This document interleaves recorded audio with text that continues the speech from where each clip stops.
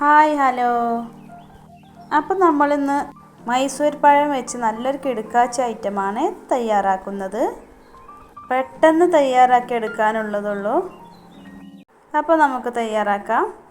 ഒരു മിക്സിയുടെ ജാറിലേക്ക് 1 കപ്പ് മൈദയാണ് ചേർക്കുന്നത്.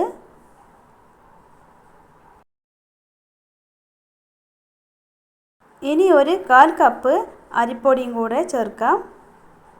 വറുക്കാത്ത അരിപ്പൊടിയാണ് എടുത്തിട്ടുള്ളത്. 1/4 ടീസ്പൂൺ ചെറിയ ജീരകം ചേർക്കാം.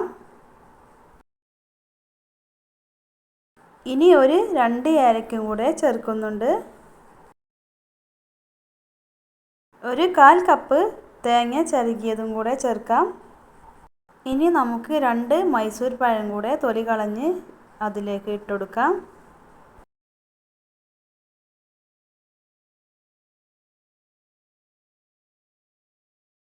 ഇനി ശർക്കരപ്പാനിയാണ് ഒഴിച്ചു കൊടുക്കുന്നത്.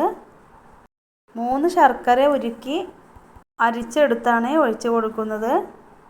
ചൂടോടെ തന്നെ ഒഴിച്ചു കൊടുക്കണം. ഇനി 1 സ്പൂൺ കൊണ്ട് ഇതുപോലെ ഒന്ന് ഇളക്കി കൊടുക്കാം.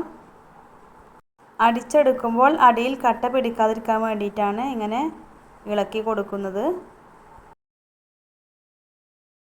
ഇനി ഇതൊന്ന് അടിച്ചെടുക്കാം.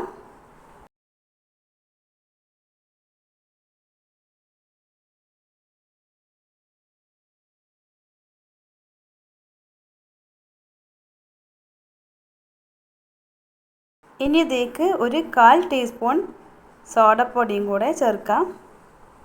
ഇനി ജസ്റ്റ് ഒന്ന് ഇളക്കിയെടുക്കാം.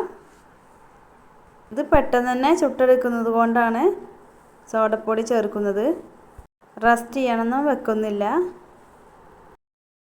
ഇനി ഇത് ചുട്ടെടുക്കാൻ വേണ്ടിയിട്ട് ഞാൻ ഒരു ചട്ടിയിൽ ഓയിലാണ് ഒഴിച്ചു കൊടുത്തിട്ടുള്ളത്. ഓയിലൊക്കെ നന്നായി ചൂടായി വന്നിട്ടുണ്ട്. ഇനി നമുക്കതിലേക്ക് മാവ് കോരി ഒഴിക്കാം.